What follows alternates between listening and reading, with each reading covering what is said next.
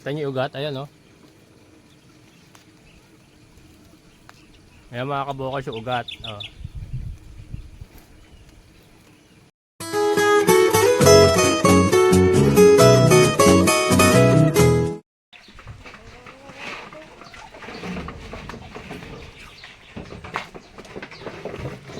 Mga kabokals, si Kimberly ay manganganak na bukas. Due date niya bukas mga kabokals, April 9. Yan, ngayon po yung April 8. Ano, laglag na yung kanyang dede oh. Laglag na. Matatapos lang kumain. Yan ang gawain niya pag wala nang laman yung kanyang pakainan. Ayan mga kabokals, meron na naman tayong aasahan bukas sa blessing. Sana maging okay yung kanyang panganak at wala maging problema. Ayan o. Humpak na humpak na yung kanyang tiyan.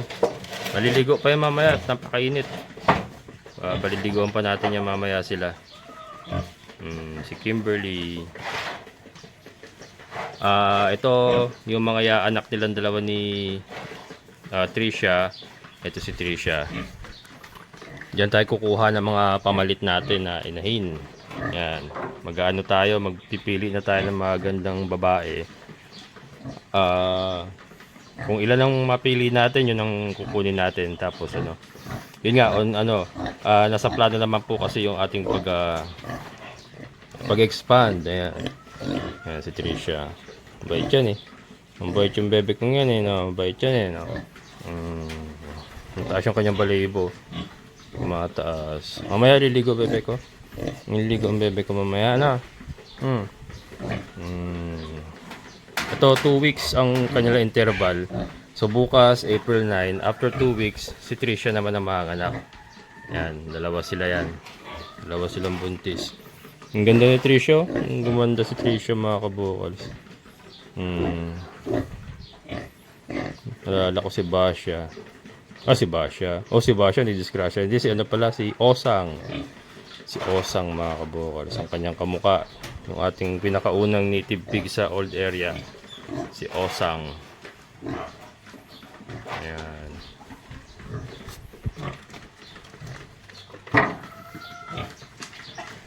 Naglag na. Ito magandang inaanak na ito mga kabukals. Subok na to. Proven and tested na yan. Napakaganda ng mga inaanak niyan. Kaya dito tayo kukuha ng maraming inahinin. Yan. Kaya Trisha, okay din naman si Trisha. Magaganda rin ang inaanak si Trisha. Yan. Ito yung ating mga breeders.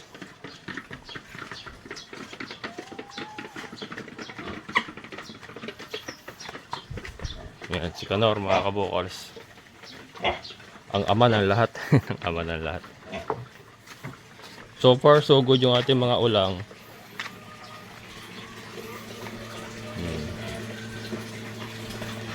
Nasa hiding sila. Ito.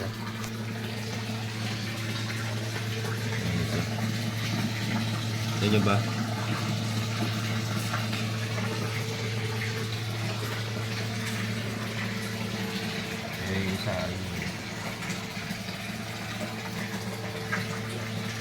Nasa hiding kasi yan ngayon mga araw eh.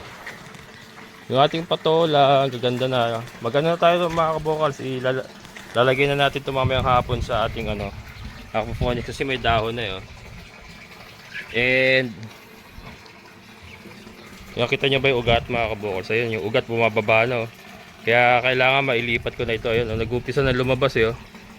Nag-umpisa na lumabas yung ugat. Kaya lipat na natin mamaya doon sa aquaponics. Mamaya hapon na. Mamaya hapon para malamig. Meron yata tayong hindi tutubo. Ito, not sure kung tutubo pa to. Ito. Ayan. Ayan lang natin dyan. Yung ating mga sisiw, quality mga kabukals. Yung ating mga, yung dinaanan natin ngayon ng mga breeders. Yan. Sa kanila galing ito mga to. Maganda maganda. Sila. Ano yung pinag-aagawa nun? Balahibo. Yan. Ito. Deca brown na deca brown ito. Deca brown na deca brown.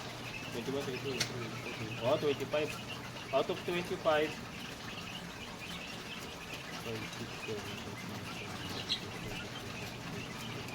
19 pala. 19 mga kabukas yung ating mailalagay.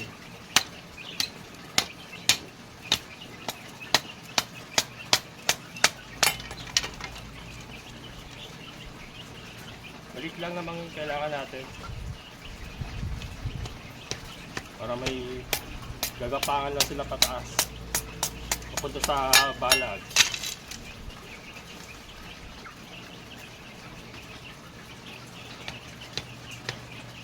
Pag ito nagtubo na, nag-ugat na, kasi ugat nga nila, ano na eh, lumalabas na yung ugat nila eh. Pagka nag-ugat na to, lalabas na yan sa, sa baso. Lalabas na yan sila, maghahanap na yan sa ano, pupunta na yan sa tubig. Yan, ganyan lang. Kailangan natin ng 9.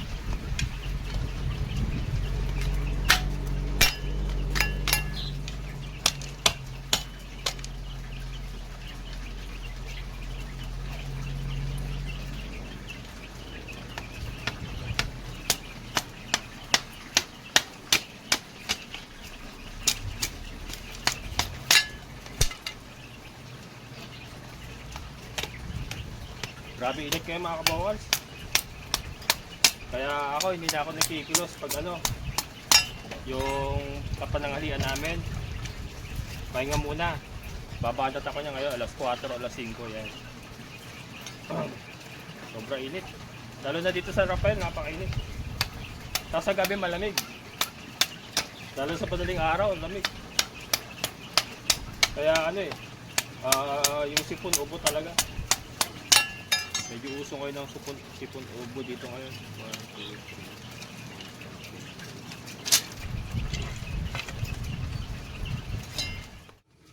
3. Kaya mga kabokal, no? Ayan yan, no? Yo, nabot, oh. Yan. Hindi naman dikit-dikit yan mga kabokals. May ano yan.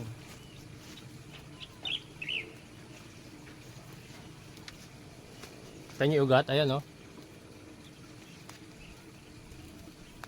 Ayan mga kabokals yung ugat, oh.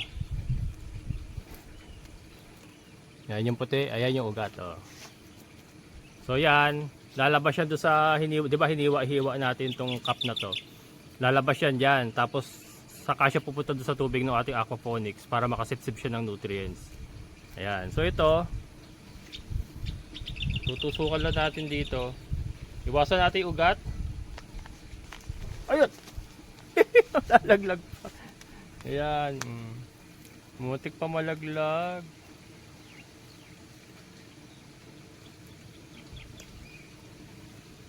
Yan, kita niya ba mga kabokals?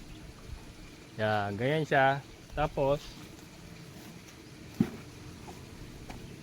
lagyan natin dito. Yan.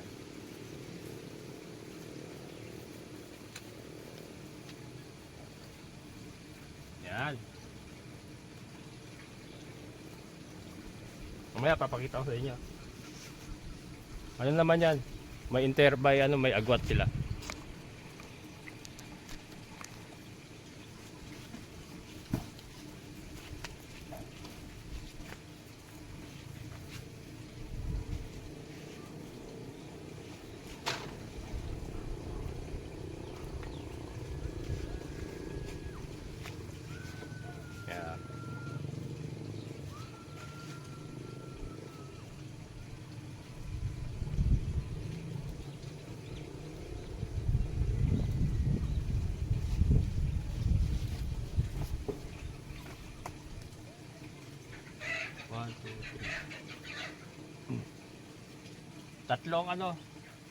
Tatlo ang pagitan mga kabokals.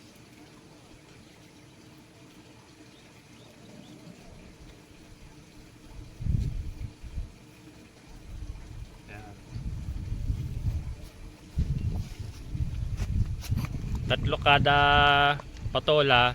In between do sa tatlong butas na yon, meron tayong itatanim na iba. Kamatis, ano pa pwede na itanim dyan? Kamatis, sili, ayan. Sili, siling labuyo, siling panigang, bell pepper, yan, yan yung mga itatanim natin dyan. Yung mga pang sariling gamit natin. Ito iniiwasan ko yung ugat para hindi masira. Yan. 1, 2,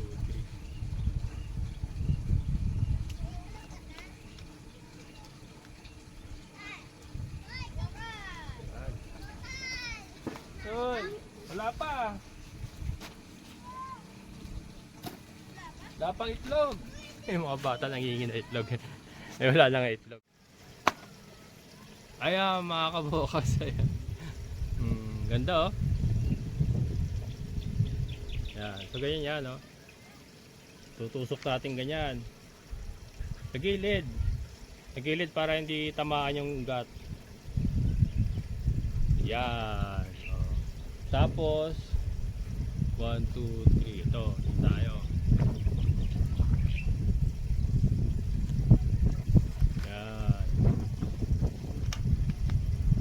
Medyo na hindi pa ako nakagawa ng patungan, pero meron talaga tayong mataas na patungan mga kabokals para ano mas maganda yung elevation natin.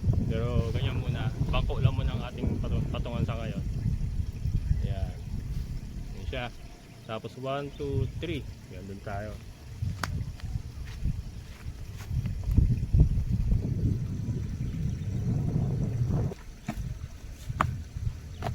Yan. 1, 2, 3. Dito tayo.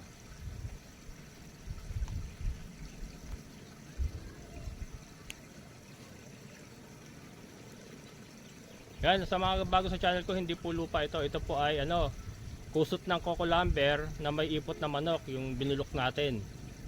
Ito po yun. Wala tayong coco fit eh. Hindi ako nakabili ng coco fit. Pero pag naubos na po yung ating mga kusot na may ipot na manok, magko-coco fit na yung gagamitin natin. Pero sa ngayon marami pa. Ang dami natin doon. Yan. Yun siya.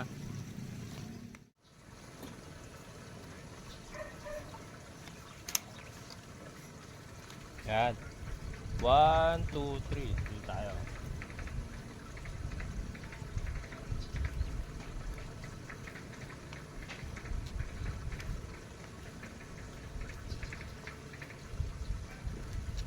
Yan.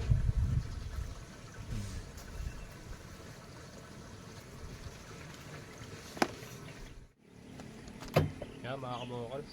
Dalawain ko na. 1, 2, 3.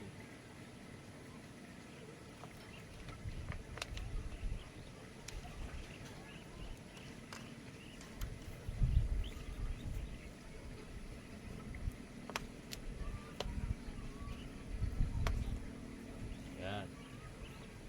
1, 2. Isa pa doon.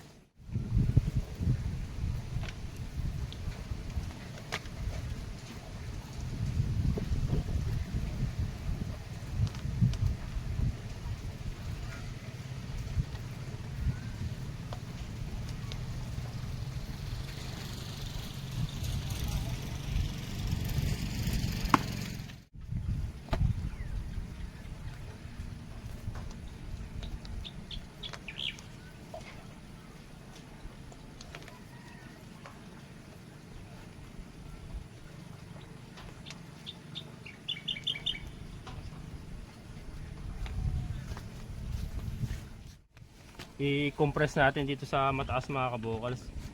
Kasi doon sa iba, di ba tatlong butas yung pagitan. Dito kasi yung pinakamataas maabot. I-compress natin kasi meron pa. May tatlo pa eh, nakaikot na tayo eh. So ito i-compress ko. Yan. Yaman din lang na mataas kasi dito. Itatanim kasi natin yung mga kamatis, yung mga sili, doon sa madaling maabot. doon sa medyo mababa, ito pinakamataas. Okay lang dito ito mga bumabalag. Yan. Para at least hindi siya palaging kailangang i-manage.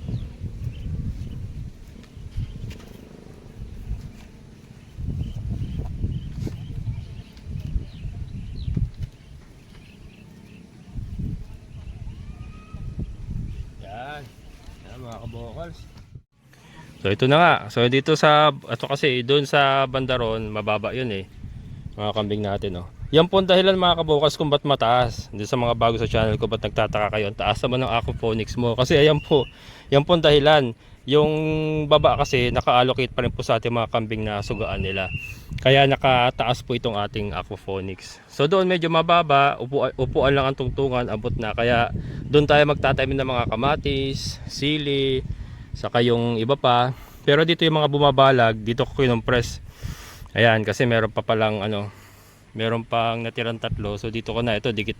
Ito magkadikit na itong dalawa na to. Saka ayan. Saka ito. Ayan. Tapos ang balag natin kasi hanggang doon, no? Hanggang doon ang balag natin. Pero yung iba, ayan. Ito dalawahan lang ang pagitan. Kasi medyo mataas din yan. Pero doon tatluhan ang pagitan. Ayan. So ayan mga kabukals. Pakita ko lang yung ano. Pakita ko lang yung dito sa yan, ito nga yung una nating nilagay. Ayan.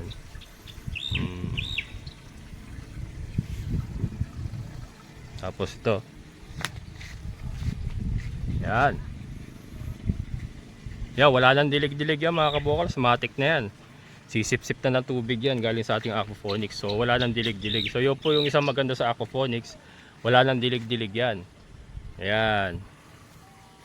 Kasi ito, meron tayong harvestin mamaya. Harvestin na rin itong ating mga patola dito. Ayan. Ito puputulin ko yan pag nakuha ko na ito. Tatanggal, hindi, ano pala natin papasok sa loob. Kasi lalakad yan eh. Galing sa loob ito eh, galing nakatanim pa sa lupa yan eh. Ayan. So yan po. Nakagawa na naman tayo sa ating aquaponics. Ayan. Umpisa na po ng ating pagtatanim sa ating aquaponics mga kabukals. Na makikita nyo po yan, oh, ayan. Mga ilang araw lang yan. Mga ilang araw lang yan na kumakatay na yan dyan.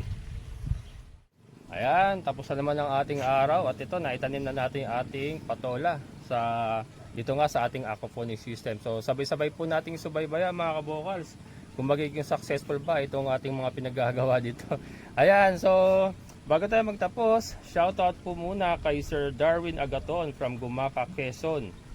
And ang nagpapa-shoutout ay si Maria Cristina Morales. Ayan. Siyempre sa lahat ng mga solid kabukals and mga silent viewers, shoutout po sa inyo lahat. Maraming salamat. Shoutout din po sa ating kaibigan ng Sir Boy at Sir, thank you so much.